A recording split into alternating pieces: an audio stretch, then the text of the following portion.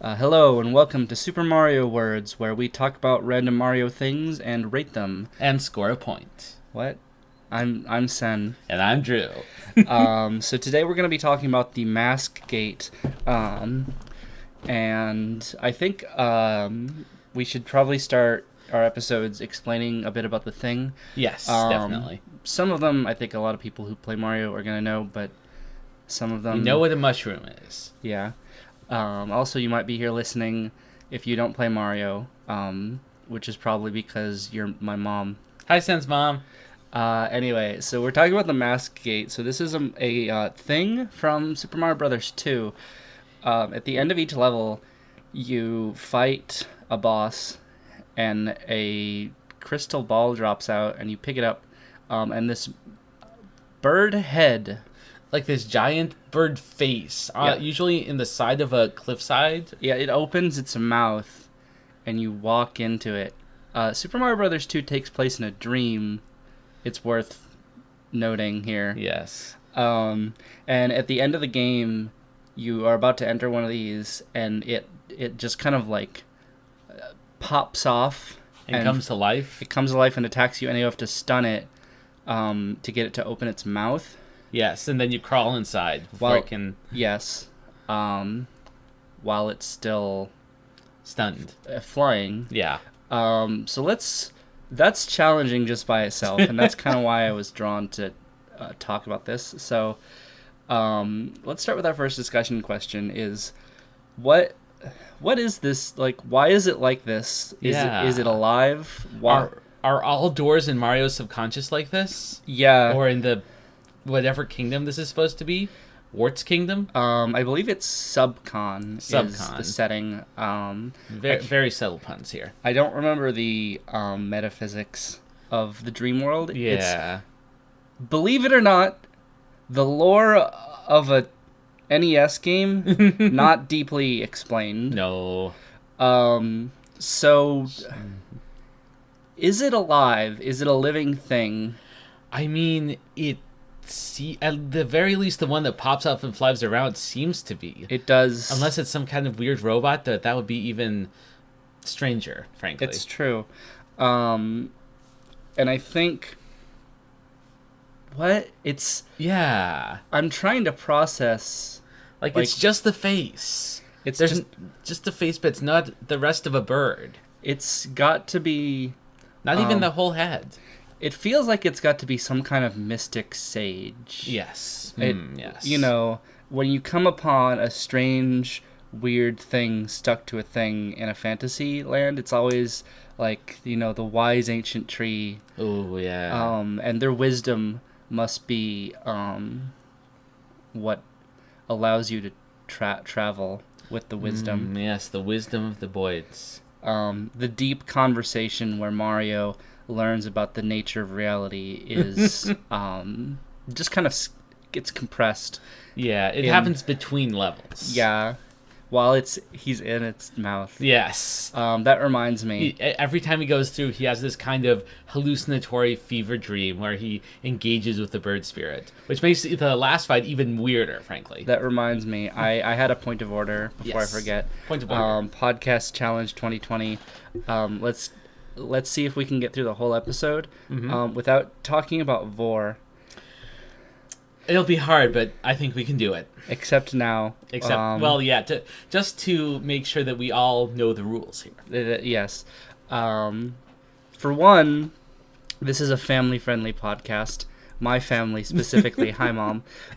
For two, I don't know. It's kind of played out. Yeah, I mean, it's pretty... But once my brother and me got well into it, I feel like we've gotten past the point where it's a funny joke and just a fact of life now. Griffin McElroy ate the joke. Okay, I think I failed already. Let's just move on. Okay. So it has wisdom. Yes. Wisdom. And the wisdom and dexterity. Yeah. Wait. I mean, most of them do not. That's true. So this wisdom, I think, is important to why it is the nature of it. Yes. because we are in a metaphysical space. Yes. It's a dream world. Yes. Which means that I think that travel must be metaphysical and not just physical travel. Yeah. And that's... So you reach the limits. You reach this cliffside. Yes, the limits of the world. Yes. And that's where the only travel that is possible to progress is non-physical travel. Yes. Presumably, I'm assuming that when Mario wakes up, he just kind of forgets all of this wisdom over, like, the 5 minutes before breakfast. He's just like, man, I had all this wisdom. I gotta tell my brother all about it. And Luigi's like, so what's all this wisdom you learned from your dream? He's like, there, like, it was a bird, and the truth of life is you have to butter your bread on the side that... No, that doesn't... I can't remember. And so he just loses it.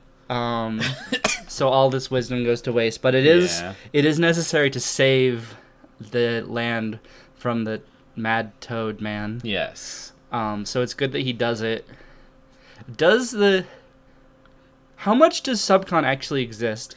Like, did Mario go to save a dream world, or did he dream about saving a world? Did he save his own world? I mean, no. Well, it's no. I mean his inner world. Oh, his not his world. No, he does that most of the games. World. This game is about him. You're saying that it's an inner journey. Yeah, which makes sense. Yeah, wisdom. Yeah, we've established that. Especially, okay, let's look at the progression of the games here, because this is Mario 2. You can argue Mario 1 is the first time that Mario went and, like, saved the princess and dealt with all this big stuff. Probably. He had Donkey Kong before that, and the whole original Mario Brothers with the plumbing, but this is the first time he's been on an epic fantasy quest, and he needs to process that. That's true. That's a good point. Yeah. Yeah, I think that makes a certain amount of sense. I'm a little bit unsettled at the prospect of, like, whether Subcon actually exists or not. Yeah. But I think that, especially because my keyboard is broken, and it would be a while to look it up. Let's just go ahead and assume it doesn't. Yes. Because, I mean, the video game can't tell us nonsense like that dreams are real. It has to conform to the real world. Yes, the real world with real things like talking mushrooms and flying turtle men who steal the heads of monarchies. Exactly. So I think we've answered this question to my satisfaction, which is that the doors are alive to share their mystic wisdom with Mario. Yes. And I think that is reasonable. Yeah. Well, there's a cop car outside. Hopefully that won't get picked up. So okay, the next squishin question is so we have this one that attacks you. Yes. At the end, right before you fight the final boss, the Mad Toad Man. Yeah. And it just kind of pops off and just flies at you. And yeah. I find this challenging also. Yeah. Because you climb into its mouth. Yes. You climb through its mouth, and there's nothing on the other side because it's floating. The mask is in midair when you go through its mouth. Uh-huh. Now, it does help us that we've established that the wisdom is the means of travel, not the physical. And I think that that helps a lot, because if he's not physically traveling, then it makes sense that he doesn't just kind of fall out the back of its just kind of decapitated head. Yes. Which, now that I say it, might be even more challenging than what actually happens. Apparently, Super Mario Brothers 2 is a very challenging game. You know, I think it is. We're not even getting into Phanto in this episode. Oh, I absolutely want to do Phanto at some point. At some point, but... So, we understand that wisdom is the means of travel. Yes. Which is a wild... I hope that someone will hear this out of context at some point. Wisdom is the means of travel, but But this one is hostile. yes. And if you just kind of like render it unconscious and then just kind of grab its beak mouth and just crawl inside, which also is challenging to think about, that's one thing. Yes. That's in the realm of the physically possible. But Yes. can you force a hostile entity to share its wisdom with you? Okay, I think the thing is, we have to consider all of the mask gates to be facets of the same entity. Possibly part of Mario's mind, possibly some kind of external entity that's communicating with Mario through his dreams. Okay. But that's its own whole theory. But either way, this is a being who's been giving wisdom to you this whole time, but this is the point where Mario is challenged now to put that wisdom into practice and to not just do it, do what he's told by the eagle being, but find a way for himself through the most challenging and hostile parts of his own mind. See, I'm not sure I agree. Okay. Because the thing is, Yes. each of the previous eagle mouths, Yeah. the mask gates, Yeah. take Mario to another place. Yeah. And I think the difference with this one is this one leads straight to the heart of Wart's fortress. Wart being the mad toad man. Yes. Um, Instead of having an evil turtle, this one has an evil toad. yes, who hates vegetables. Who, yeah. But has a vegetable fountain like in his throne room. Anyway, that's not important right now. The important thing is that I think that we have to conclude that Wart has kind of sealed himself in a pocket dimension. Yes. And I think that this mask gate that is protecting the entrance to Wart's pocket dimension is an interloper that is somehow protecting this dimension with its dark wisdom. Oh, dark wisdom. Yes. And I think that the fight also has to be it has to be a metaphor Oh, absolutely. for learning dark wisdom. Ooh, yeah. Like it's grappling with those real difficult truths. Yes. Yeah. And I think that this is a mind battle. Yes. So in order to fight the physical battle with Wart, you have to win the Yes. mind battle with him to gain the wisdom with which he has used to seal himself from the world. Okay. Yeah.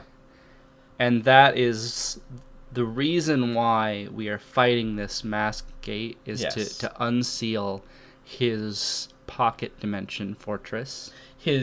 You could see Wart's fortress as a metaphor for like the repression, and the fighting the mask gate is working through that. I mean, I think yes. that because Wart both hates vegetables and yet brings himself close to vegetables. Yes, puts vegetables in his own space. Yeah, and I think that we do have to understand that as a very powerful metaphor. Yes. And I think that if you entered the fortress without grappling with the masked gate metaphor, Yes. flying eagle head, Yes. then you wouldn't find the vegetable machine. Ooh, yeah. Because you can't reveal the contradiction in the repressed mind without grappling with these truths, and without that you can't defeat the angry toad man. Yes. The metaphor falls apart a little bit there, It's a no. but you get what I mean. Yes. So I think that we have kind of unlocked kind of the deeper meaning of this metaphor bird masked man Yes. head Thing. in the game. So let's move on to discussion question 3. Yes. Where we talk about, so this is a thing that is only featured in one game. Yes. Um, Super Mario Brothers 2, aka Super Mario USA, is the only game where the mask gate shows up.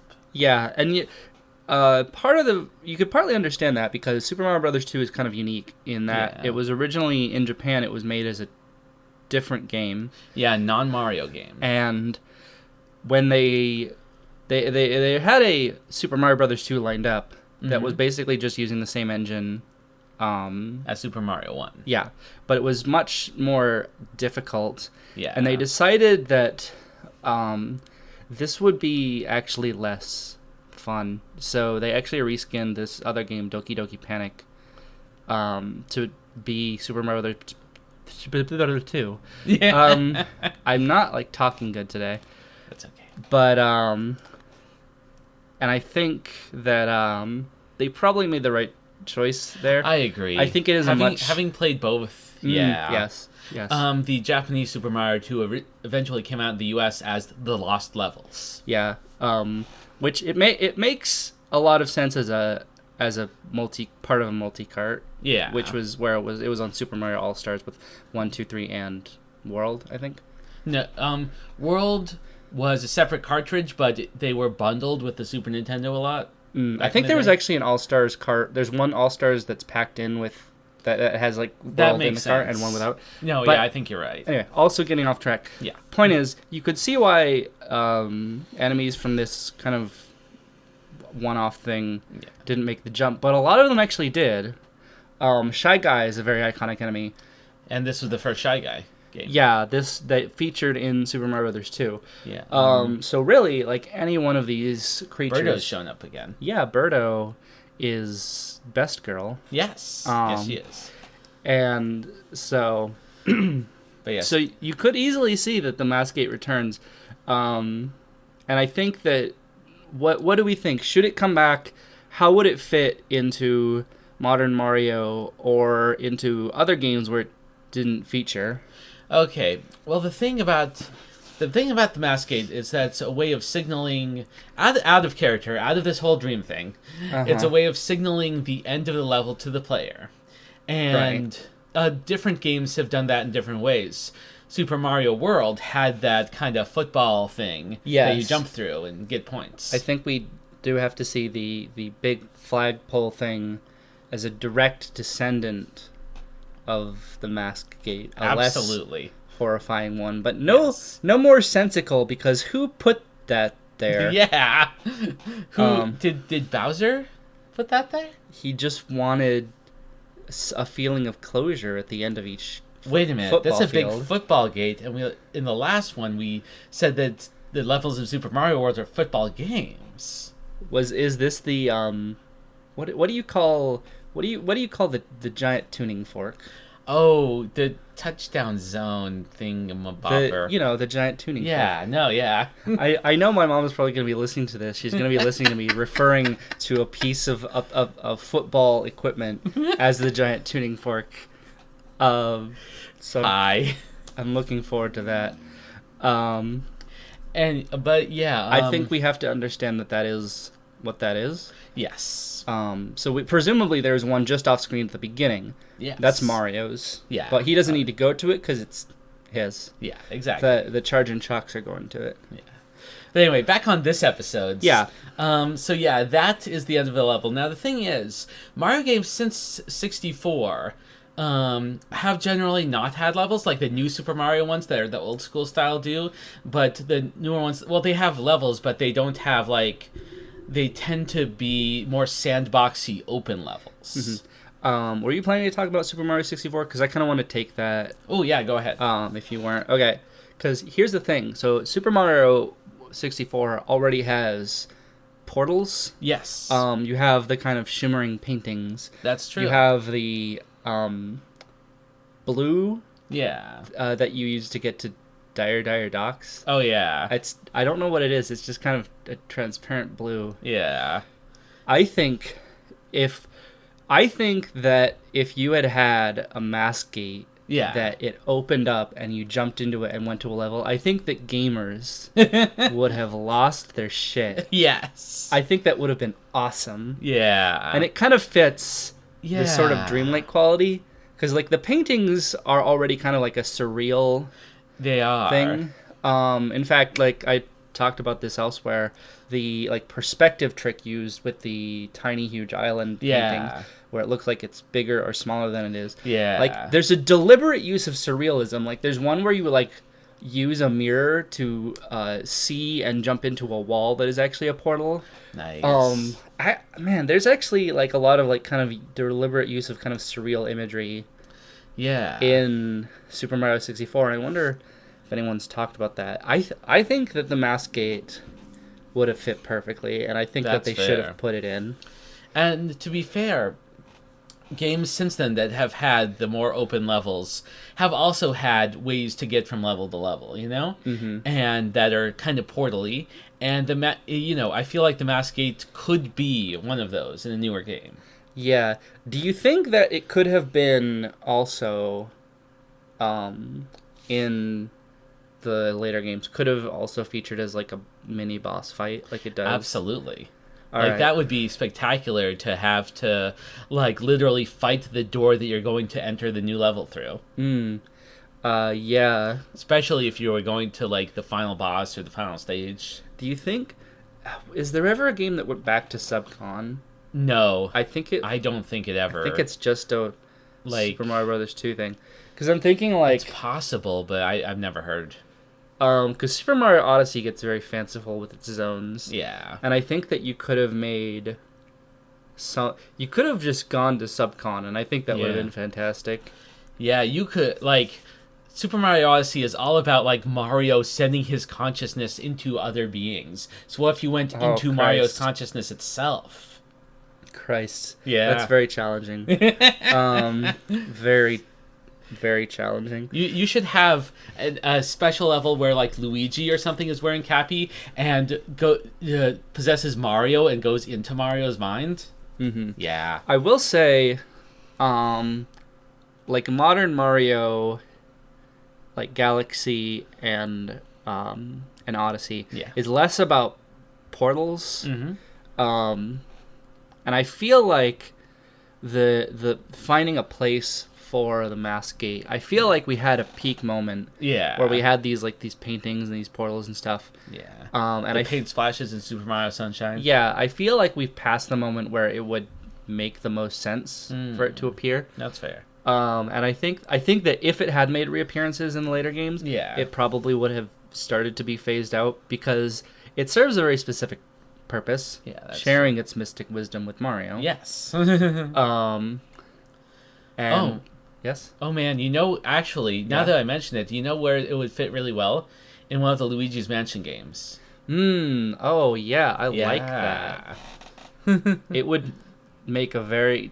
What if it just opens its mouth and just ghosts pour out of it? Oh man, that And is then- great. That is great. Can you imagine the very unsettling imagery of Luigi just like popping that vacuum on and just like sucking this thing off the wall? Oh Just man. its beak getting pulled from its face and getting like pulling it along with it and just kind of peeling off the wall. Oh man. Jesus. We're getting into like who's the one who does the really like surreal horror imagery, like the director? Is that Cronenberg? yeah. Yeah. I feel like we're... Oh, man. Yeah. David Cronenberg directs Luigi's Mansion 4. Oh god. Oh boy. That'll be that. Wow. I'm peeking the microphone from laughing. Okay. Oh, man. Very good. I guess we we should leave that. We should move on.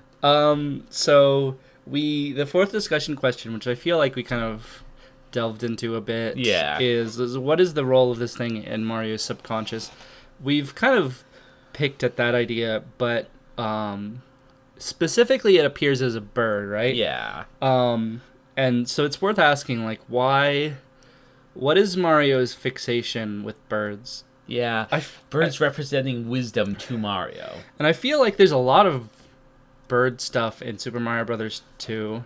True, there's the ones you can ride on, Yeah. the ones that drop bombs, which I think might be the same ones. I feel like a lot of reskinning from Doki Doki Panic turned things that weren't birds into birds. Yeah. Like this one was just kind of like a weird sort of face mask. Yeah, thing. like a tribal mask. That's what the wiki says. Yeah. It looks more like a Tengu mask to me, Oh, kind yeah. That makes but sense. very stylized. Yeah.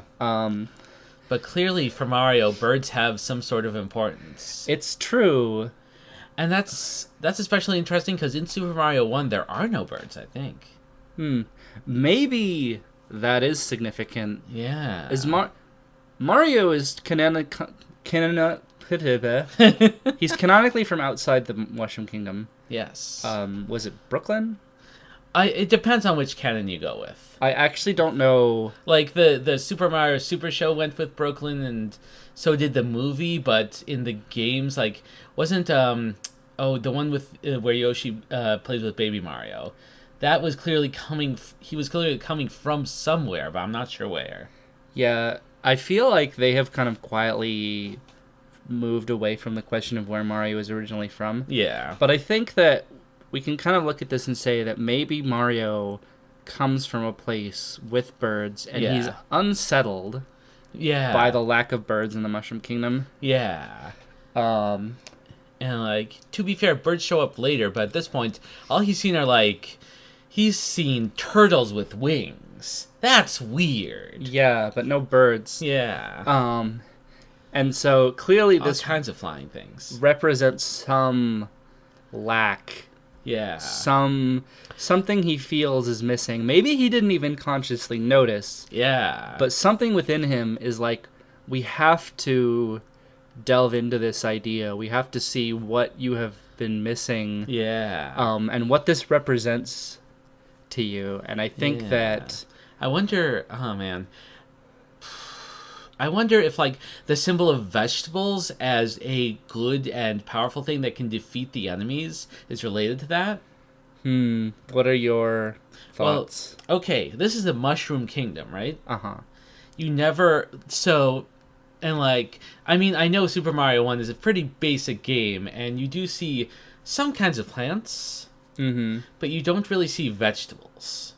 Is a mushroom a vegetable? No, it's fungi. But And maybe from a culinary standpoint, from a culinary standpoint, maybe. But Maybe. we're talking about leafy root vegetables. Fair Those are enough. the ones he pulls up. Yeah. So you think that the lack of vegetables also? Yeah. I feel is- like. So what do you think? What do you think Mario is left with after like processing all of this? What does mean- this give him? You know, even if he doesn't remember, it's possible that it gives him a deeper understanding of what he needs in this new world and how he can live in this and what he needs to be stable. Do you think that Mario, after this, that he is responsible for importing birds to the Mushroom Kingdom? Ooh, maybe. I don't remember where all birds appear in. Yeah. Some birds are sentient. Some are. I remember in Super Mario 64, there's at least one bird in the Shifting Sandland. Yeah, it's like some kind of buzzard that is flying around with a star. Do the painting worlds exist? That is its own very interesting existential question. Let's put a pin in that, because that would make a great episode. That would make a great episode. So we'll come back to that in the Super Mario 64 episode. Yes, do the paintings exist? Yeah. So I think we're starting to come together too. Yeah. So Mario has this dream to process the strangeness of the world he's in. Yeah. And because of that, he is dealing with this juxtaposition of the familiar and the strange. Yes. But a different juxtaposition from the familiar, the strange that the Mushroom Kingdom already is. Yes. Because it kind of also is that. It sure is. The Mario series is very, very weird, actually. Yeah. To be fair, a lot of NES games had that kind of weird imagery. Yeah, but a lot of them that still exist kind of iron themselves out. Yeah. Mario stuck to this whimsy. Mario is a fruit that is grown from the fertilizer of the NES era, which is also a weird metaphor to use that. So I guess that explains why all the birds. Yes. If only we had access to the wisdom Clearly, the reason that we are not shown the wisdom is because Mario himself doesn't remember it. It is beyond. It isn't conscious. It is Whatever beyond he's gotten. him, Yeah. and therefore beyond the audience as well. We are left only with the lingering sense of importance and weight Yes. to the bird wisdom. Yes. Do we feel like we've addressed this discussion question I to think our satisfaction? we have. Yeah, definitely. So this is the fifth one. So this is something that has been bothering me, is when you beat the boss, a crystal pops out, like a crystal ball, and you pick it up, and it just kind of vanishes. Yeah. And then the mouth opens. Yes. And I was thinking, like, this is such an seemingly unimportant aspect of the process. You'd think after you defeat the boss, you could just have the mouth open. it open. So clearly, this seemingly insignificant element must be important somehow. Yeah. Why is there a crystal ball? Well, I mean, crystal balls themselves represent mystic wisdom, right? That's true. So we can assume that that's canon. Yes, definitely. Definitely canon. And so we can maybe it's part of Mario, like, moving from the feeling of, fighting and being hostile and grappling with something to the feeling of receiving wisdom and processing. Yeah, it kind of represents a moment of relief. Especially most of the bosses you fight are Birdos. Yes, which, now that we talked about the bird symbolism. Yes, although Birdo is not a bird. No. It is a dinosaur. See, okay, well, that's really interesting because we've also got, obviously, all the gender symbolism with Birdo, and we're not going to get into that right now. We're just gonna, if you don't know what we're talking about, that's fine. Because fine. we're not going to explain it. But it seems like there are a lot of dualities with Birdo. The duality of Mario. But my thought was, so Birdo is an entity that is attacking Mario with hostile spheres. Yes. Which is what I call eggs. Time to have a delicious breakfast of hostile spheres. But then you have this benevolent sphere. Yes. And so I think that we have to understand that we are turning from the hostile to the benevolent. Yes. And reaching an understanding. So clearly, the crystal ball represents the wisdom of the mystic feminine. Whereas the mask gate is mystic masculine a thing? Let's say it is. Yeah. The mask gate, very masculine bird. I'm masculine? I'm not gonna support that with evidence. Yes. I really think it stands on its own as a self-evident statement. Sure. And the two would be incomplete individually. Yes. Mario needs to grapple with... He needs to bring the feminine into contact with the masculine in order to process this, in order to embrace that which is repressed in him. Yes. And without the crystal ball, we wouldn't have that vital step. We wouldn't have the evident hostile feminine become a benevolent feminine as represented, obviously, in the crystal ball. One question on that. Now, yes? The mask gate itself that you fight doesn't drop a crystal ball, does it?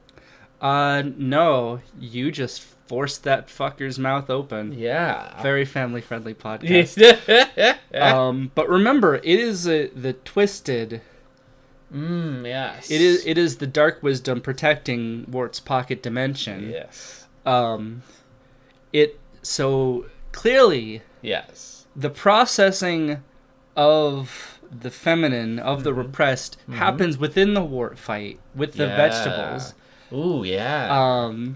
We have to embrace that which is repressed and repelled by bringing it into contact with the hostile masculine, which is Wart, obviously. Obviously. Does not require explanation. No.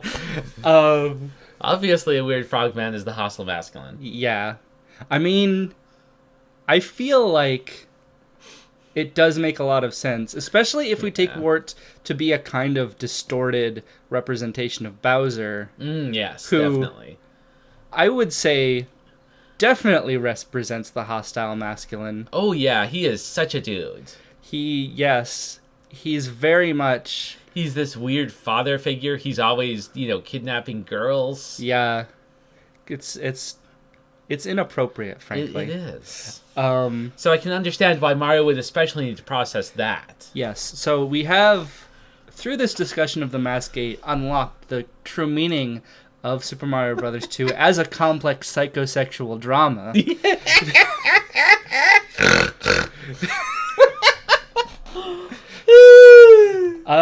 Are you satisfied with that explanation of the crystal ball? I sure am. Do we have any lingering things we want to touch on before we get to the rating? I have a lot of lingering thoughts, but I think most of them require their own processing, so...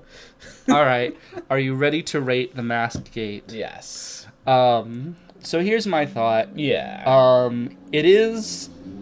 In the context of the game, it does play a smaller role. It is very striking. It is very striking, and as we've seen, very meaningful. Yes. But it is a very situational entity. That is true. Unlike the Charge and Chuck, you can't just put it down anywhere and expect it to succeed. Mystic Wisdom has its place, unlike football, which can go anywhere. Well, I mean, we are in Pittsburgh, so that's... I feel... I'm floating around like 6 or 7 out of 10. Ah, man. What do you think? I mean... It's hard to say, because do I rate it as a game construct or as a metaphysical... Yes. Yes. Yeah. Okay. I refuse to elaborate further. Then... Just go with your I'm gut. going to say 9. Wow, that's very... Yeah. That's very... We haven't... Can you give me your thoughts on that? Can you justify that? Just... Like... No. All right. So let's go with 7 instead. All right. Fuck it. 7 out of 10 it is. See you next episode. Bye. Bye.